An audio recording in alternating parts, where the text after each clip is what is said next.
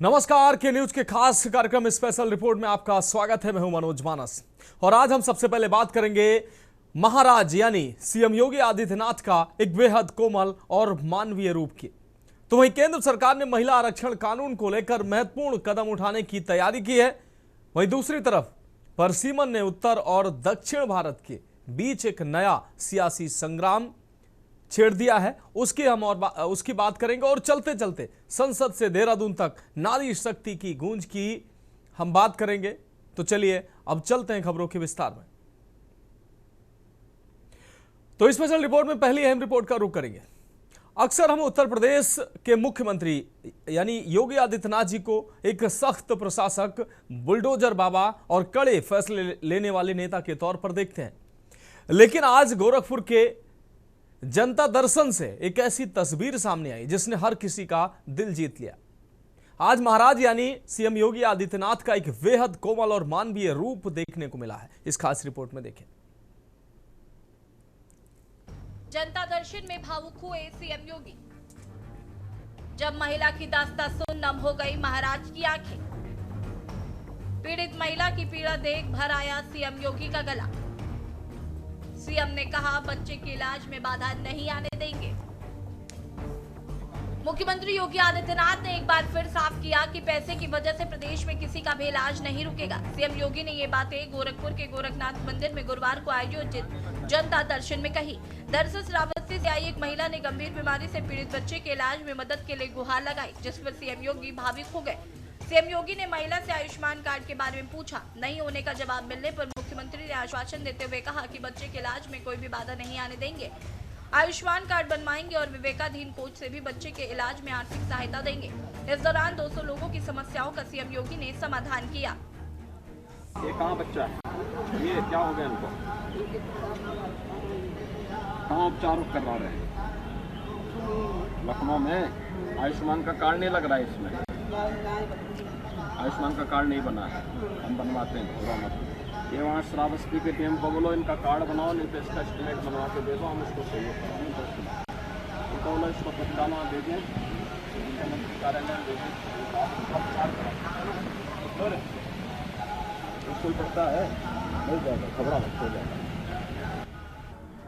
CM योगी ने फरियादी महिला का प्रार्थना पत्र लेकर मौके पर मौजूद अफसरों को निर्देश दिए हैं कि इसे श्रावस्ती के जिलाधिकारी को भेजकर आयुष्मान कार्ड बनवाया जाए। साथ ही डीएम के जरिए इलाज का एस्टीमेट भी शासन को उपलब्ध कराया जाए। बता दें कि गुरुवार की सुबह से मुख्यमंत्री के आने की सूचना मिलने के बाद गोरखनाथ मंदिर में फरियादी की भीड़ जुटने लगी थी। सीएम योगी ने करीब 200 लोगों की समस्याओं को सुना। महान दिग्विजय नाथ स्मृति भवन के सामने लगी कुर्सियों पर बैठाए गए लोगों तक मुख्यमंत्री खुद पहुंचे और एक एक कर उनसे समस्याओं के बारे में पूछा। उनके प्रार्थना पत्र लिए। पास में मौजूद अधिकारियों को समस्या का समाधान करने के लिए जरूरी दिशा निर्देश भी दिए। जनता दर्शन में मुख्यमंत्री योगी आदित्यनाथ ने अधिकारियों को निर्देशित करते हुए कहा कि जनता की समस्याओं पर त्वरित संवेदनशीलता दिखाएं। उन्होंने उनसे मिलने आए लोगों को आश्वस्त करते हुए कहा कि घबराइए मत, सरकार हर समस्या पर प्रभावी कार्रवाई सुनिश्चित कराएगी। अपराध और जमीन कब्जा किए जाने से संबंधित शिकायतों पर मुख्यमंत्री योगी आदित्यनाथ ने पुलिस अधिकारियों को अपराधियों और भूमाफियाओं के खिलाफ सख्त कार्रवाई करने के निर्देश दिए। जनता दर्शन में कुछ महिलाएं अपने बच्चों को लेकर आई थी। मुख्यमंत्री ने इन बच्चों को खूब दुलारा और चॉकलेट के साथ आशीर्वाद भी दिया। वहीं दूसरी तरफ अपराध व जमीन कब्जा किए जाने से संबंधित शिकायतों पर मुख्यमंत्री योगी आदित्यनाथ ने पुलिस अधिकारियों को अपराधियों व भूमाफियाओं के खिलाफ सख्त कार्रवाई करने के निर्देश दिए। और ये कोई पहली बार नहीं है जब सीएम योगी का दरबार लगा है। हमेशा की तरह सीएम जनता दरबार में लोगों की समस्या सुनते हैं और उसको निस्तारित करने के आदेश देते हैं, लेकिन आज का जनता दरबार कुछ खास था। हमेशा अपने सख्त तेवर के लिए जाने जाने वाले मुख्यमंत्री का नरम दिल बहुत कुछ बयां कर रहा था, जिसे शब्दों पर बयां कर पाना बहुत मुश्किल है।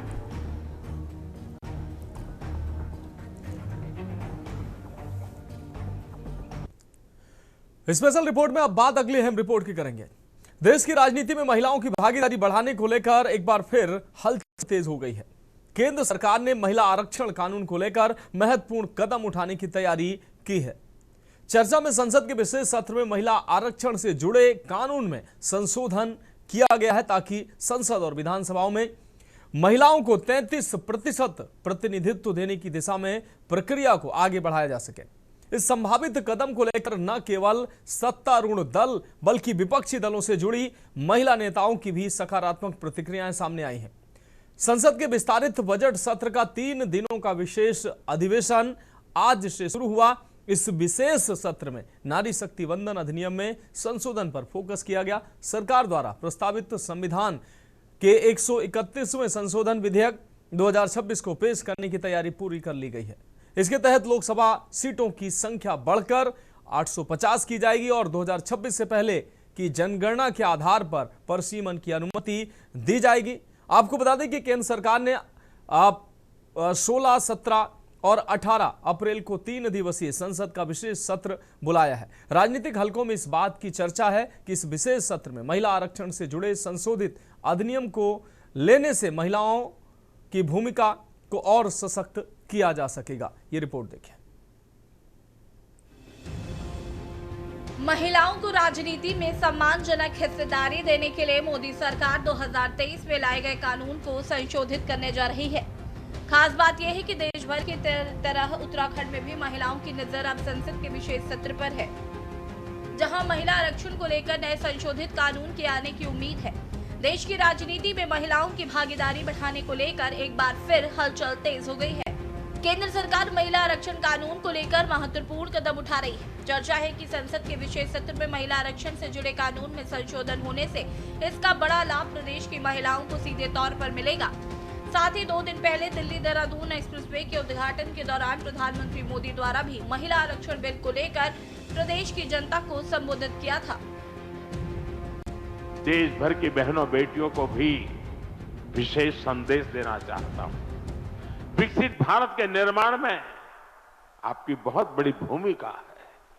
इस देश की बेटियों की, देश की माताओं की, बहनों की बहुत बड़ी भूमिका मैं देख रहा हूं।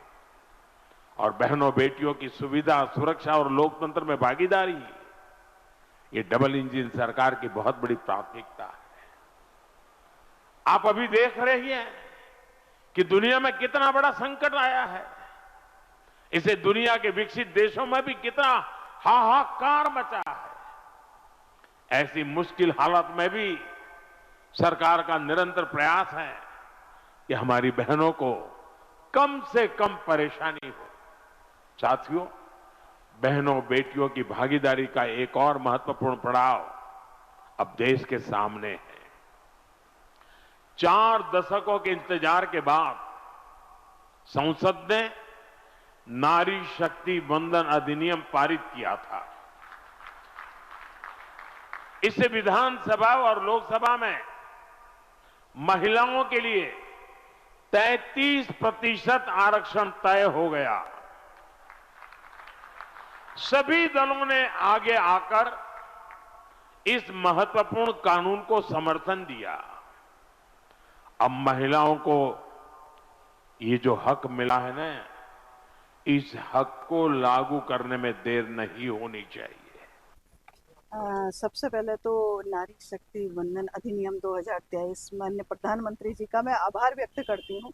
एक मजबूत सोच के साथ, दृढ़ निश्चय के साथ एक बड़ा फैसला, जो हमारी आधी आबादी है मातृशक्ति, उसको सम्मान देने का जो काम माननीय प्रधानमंत्री जी कर रहे हैं, ये बहुत बड़ी बात है।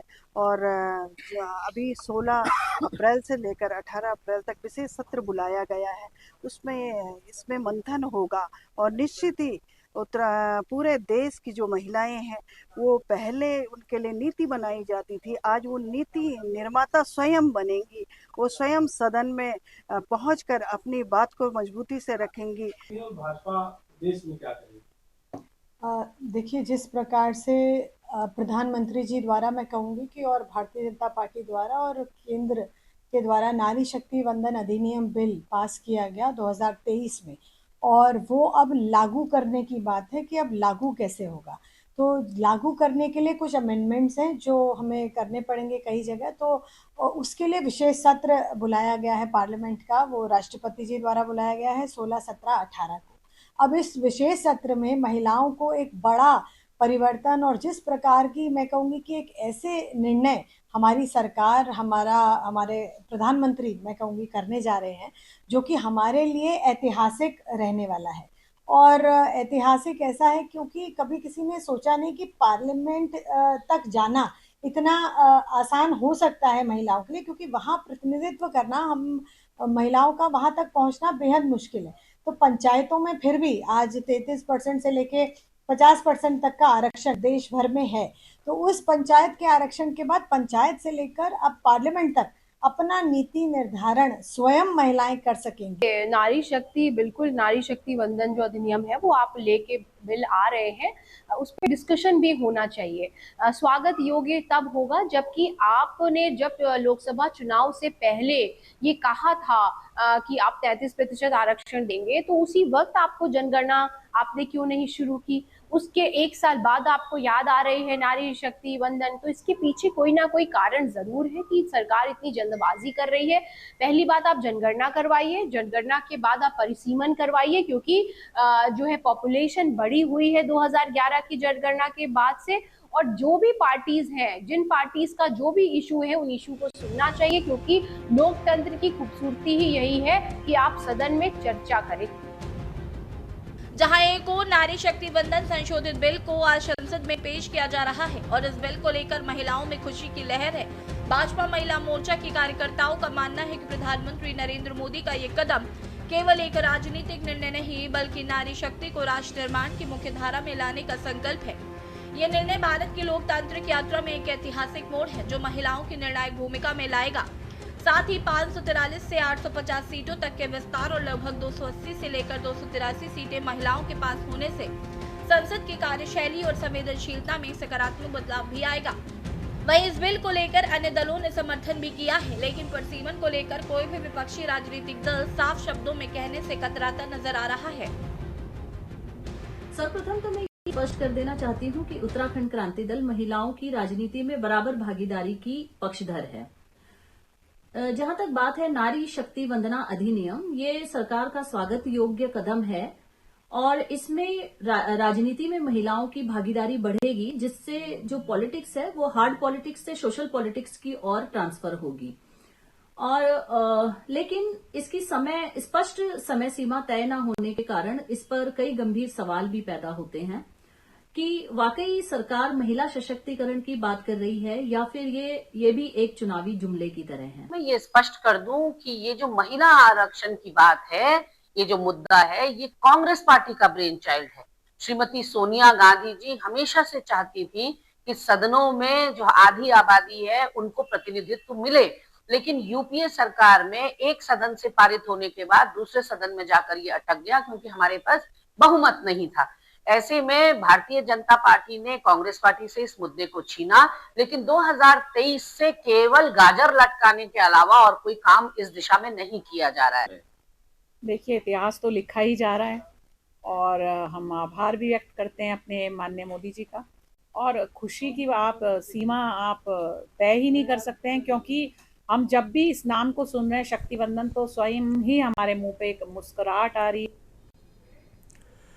फिलहाल स्पेशल रिपोर्ट में वक्त है कि हम ब्रेक का है। ब्रेक के बाद अगली रिपोर्ट का रुख करेंगे।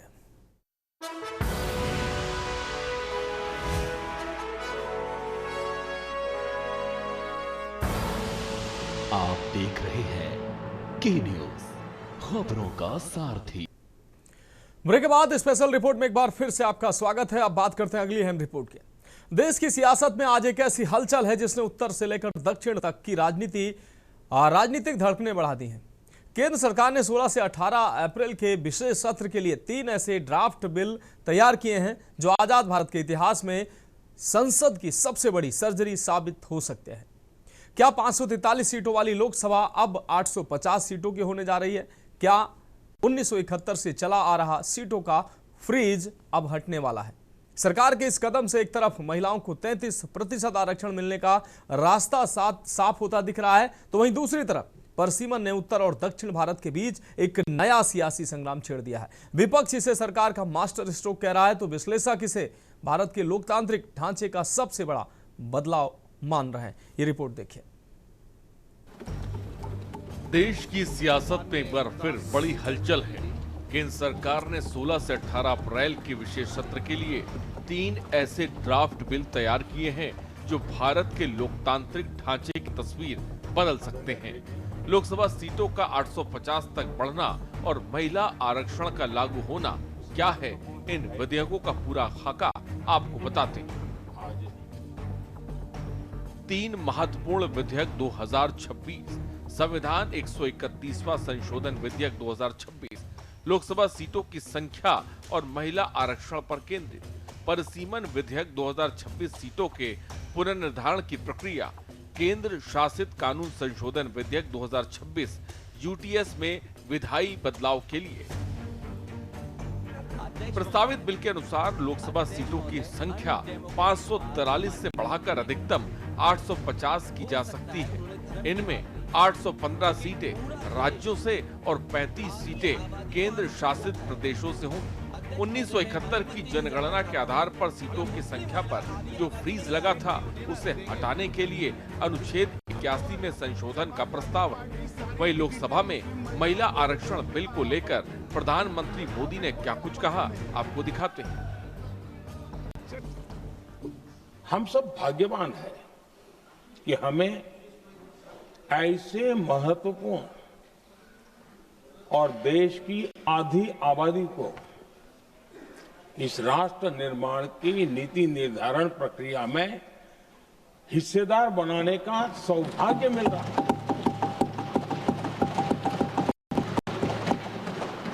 ये हम लोगों के लिए सौभाग्य है और मैं चाहता हूं कि मेरे सभी माननीय सांसद, मैं इधर उधर की आज बात करना नहीं चाहता हूं, हम सभी सांसद इस महत्वपूर्ण अवसर को जाने न दें। हम भारतीय सब मिल करके देश को नई दिशा देने जा रहे हैं।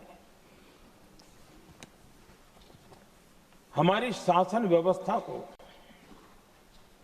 संवेदनशीलता से भरने का एक सार्थक प्रयास करने के लिए जा रहे हैं।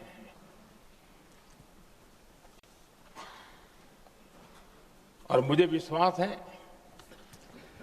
कि इस मंथन से जो अमृत निकलेगा वो देश की राजनीति की भी उसके रूप स्वरूप को तो तय करने ही करने वाला है, लेकिन ये देश की दिशा और दशा भी तय करने वाला है। इतने महत्वपूर्ण मोड़ पर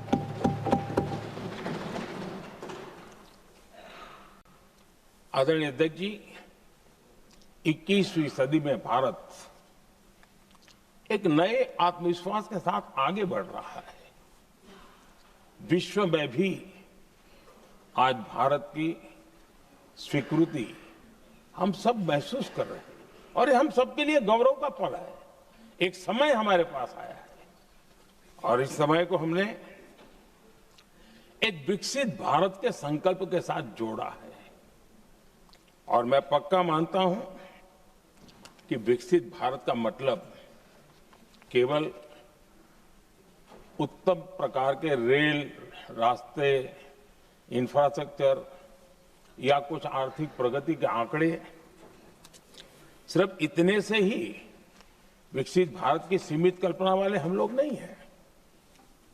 हम चाहते हैं कि विकसित भारत जिसके नीति निर्धारण में साच अर्थ में सबका साथ सबका विकास का मंत्र समाहित हो, देश की 50% जनसंख्या नीति निर्धारण का हिस्सा बने, ये समय की मांग है। जनगणना का पेज, आधार, सीटों का बंटवारा ताजा प्रकाशित जनगणना यानी 2011 की जनगणना के आधार पर होगा। विवाद दक्षिणी राज्यों जैसे तमिलनाडु, केरल, कर्नाटक, आंध्र प्रदेश, तेलंगाना को प्रतिनिधित्व घटने का डर।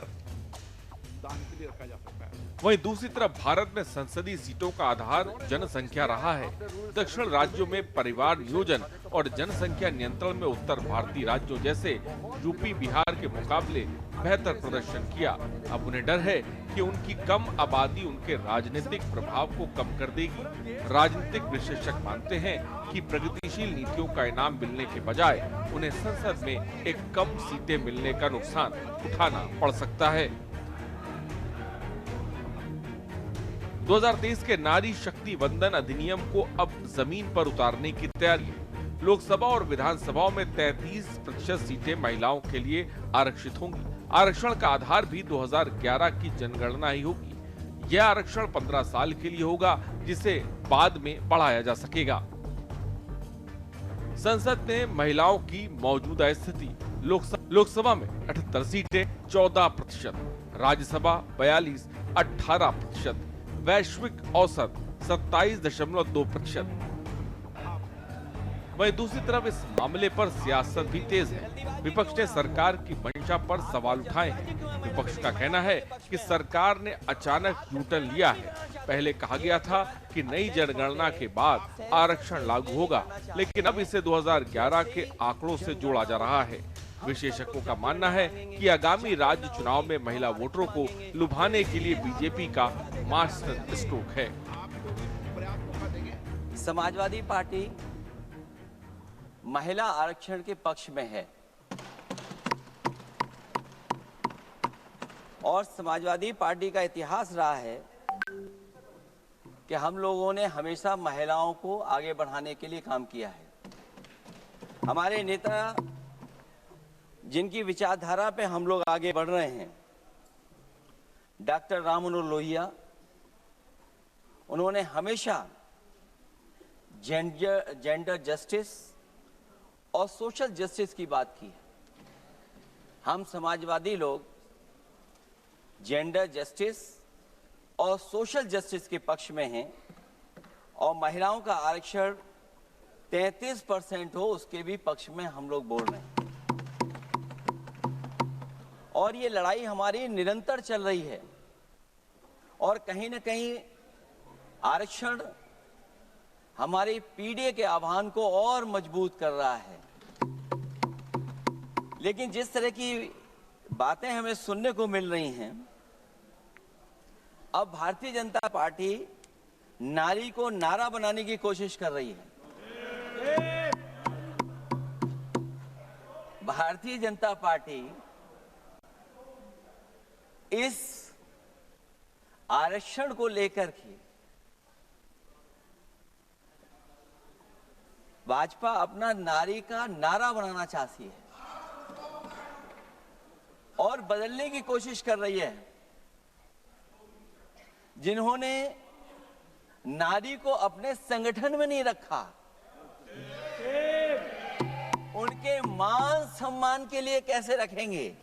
और अगर ये बात गलत है, अध्यक्ष महोदय, जिस पेरेंटल संगठन से आप निकले हैं उसमें मान सम्मान के लिए संगठन में कितनी नारी हैं ये बता दें आप। इन सब के बीच सवाल बड़ा है, अगर ये विधेयक पारित होते हैं तो भारत की संसद का स्वरूप भी पूरी तरह बदल जाएगा। ये न केवल महिलाओं की भागीदारी बढ़ाएगा, बल्कि उत्तर और दक्षिण भारत के बीच राजनीतिक संतुलन की एक नई बहस और एक नई परिभाषा को जन्म देगा। स्पेशल रिपोर्ट के न्यूज़ इंडिया।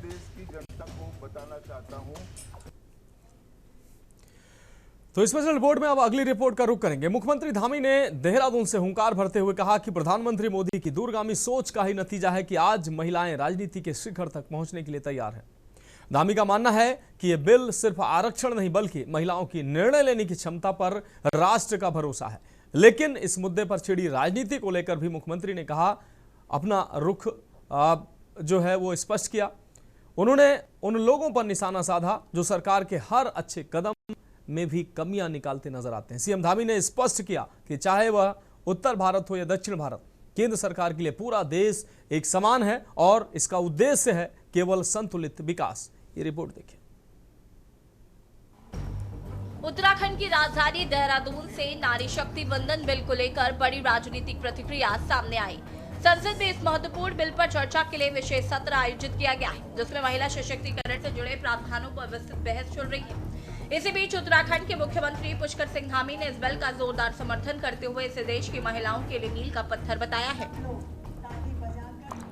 ये ऐतिहासिक अधिनियम जो नारी शक्ति बंधन अधिनियम है, ये कोई सामान्य अधिनियम नहीं है, सामान्य बिल नहीं है, बल्कि देश की मातृशक्ति के समान अधिकार और सशक्तिकरण की दिशा में लिया गया एक युगांतकारी निर्णय है। मैं तो आप सबको अग्रिम बधाई देता हूं पहले से कि जो है अभी रेखा जी बार बार कह रही थी कि मेरी जैसे कई सारी लोग जो है अब वहाँ दिखाई देंगी विधानसभाओं में, संसद में, और संख्या भी इतनी बड़ी होने वाली है कि 33% से कम तो हो ही नहीं सकती है, ज्यादा ही हो सकती, कम नहीं होगी। अब 33 तो फिक्स ही हो गया कोटा। तो हमारे यशस्वी प्रधानमंत्री श्री नरेंद्र मोदी जी के संवेदनशील नेतृत्व में वर्ष 2023 में संसद में सर्वसम्मति से ये नारी वंदन अधिनियम पारित किया गया और इसके बाद लोकसभा और विधानसभा और सभी सदनों में ये 33% का इसमें आरक्षण का प्रावधान किया गया है। और ये केवल संख्या बढ़ाने का प्रयास नहीं है बल्कि नीति निर्धारण में अब महिलाओं की भागीदारी सुनिश्चित करने की दिशा में उठाया गया एक क्रांतिकारी कदम है। वहीं मुख्यमंत्री पुष्कर सिंह धामी ने इस बिल को लेकर कहा कि केंद्र की मोदी सरकार द्वारा लाया गया ये बिल महिलाओं को आगे बढ़ाने वाला है और उन्हें सशक्त बनाने वाला है। उन्होंने कहा कि सरकार हमेशा से ही महिलाओं के विकास और उनके अधिकारों को मजबूत करने के लिए प्रतिबद्ध रही है। नारी शक्ति वंदन बिल इस दिशा में एक ऐतिहासिक कदम है जो महिलाओं की राजनीतिक भागीदारी को बढ़ावा देगा। सीएम धामी ने स्पष्ट रूप से कहा कि जब राजनीति में महिलाओं की भागीदारी बढ़ेगी तो इसका सीधा असर देश के समग्र विकास पर पड़ेगा। उन्होंने कहा कि महिलाएं समाज के हर क्षेत्र में अपनी क्षमता साबित कर चुकी हैं और अब राजनीति में उनकी भागीदारी बढ़ना समय की मांग है। इससे निर्णय प्रक्रिया में विविधता आएगी और समाज के सभी वर्गों का बेहतर प्रतिनिधित्व सुनिश्चित होगा। पर आदरणीय प्रधानमंत्री जी का हृदय से आभार व्यक्त करता हूं, जिनके नेतृत्व में ऐसे अनेक ऐतिहासिक निर्णय लागू करने की दिशा में, दूरदर्शी नेतृत्व लागू करने की दिशा में देश अग्रसर हो रहा है, जो नारी शक्ति को लोकतंत्र के सर्वोच्च मंचों तक पहुंचाने का मार्ग प्रशस्त करेगा। और हमारे शास्त्रों में कहा गया है, अभी सुरेखा जी जब कह रही थी उसके बारे में, जब हमारा चंद्रयान लॉन्च हुआ था उस समय की बात बता रही थी, तो शिव भी तभी समर्थ हैं जब वो शक्ति से युक्त हों, और शक्ति के बिना कोई भी सृजन या कोई भी सामर्थ्य संभव नहीं हो सकता है। इसलिए नारी शक्ति के सामर्थ्य के बिना राष्ट्र और समाज की वास्तविक उन्नति की कल्पना करना असंभव है। महिलाओं की शक्ति, साहस और समर्पण ही हमारे समाज और देश की प्रगति का आधार रहा है, क्योंकि जब कोई महिला सशक्त होती है तो वो केवल अपने परिवार और समाज को तो संवारती हैं, उसके साथ साथ पूरे राष्ट्र के लिए भी बहुत महत्वपूर्ण योगदान देती हैं। और नारी शक्ति को किसी भी दायरे में सीमित करना ये ठीक नहीं है कि उनकी सीमा बना दी जाए कि इस सीमा से बाहर नहीं जाएंगी। और आज की महिलाओं के बारे में अगर हम बात करते हैं तो आज महिलाएं हर क्षेत्र में शानदार काम कर रही हैं। वहीं दूसरी तरफ इस मामले पर सियासत भी तेज हो गई है। मुख्यमंत्री ने उन लोगों पर भी निशाना साधा जो सरकार के सकारात्मक कदमों पर भी सवाल उठाते हैं। उन्होंने कहा कि कुछ लोग हमेशा सरकार के अच्छे कार्यों को भी नकारात्मक नजरिए से देखते हैं और हर मुद्दे पर आलोचना करना उनकी आदत बन गई है। हालांकि इससे सरकार के कामकाज पर कोई असर नहीं पड़ता और विकास कार्य लगातार जारी रहते हैं। धामी ने यह भी कहा कि केंद्र सरकार देश के हर नागरिक को समान रूप से देखती है, चाहे वो उत्तर भारत हो या फिर दक्षिण भारत। उन्होंने कहा कि सरकार का उद्देश्य सभी क्षेत्रों और वर्गों को संतुलित विकास करना है। नारी शक्ति वंदन बिल को लेकर देश भर में जहां एक तरफ चर्चा तेज है और इसे महिला सशक्तिकरण की दिशा में बड़ा कदम माना जा रहा है, देहरादून से आई ये प्रतिक्रिया इस बात का संकेत है कि राज्य सरकार भी इस बिल को लेकर पूरी तरह सकारात्मक और समर्थन में है। फिलहाल देखना दिलचस्प है कि नारी शक्ति वंदन बिल को लेकर संसद में शुरू हुआ ये रण नारी क्रांति का आगाज करेगा, बड़ा सवाल है।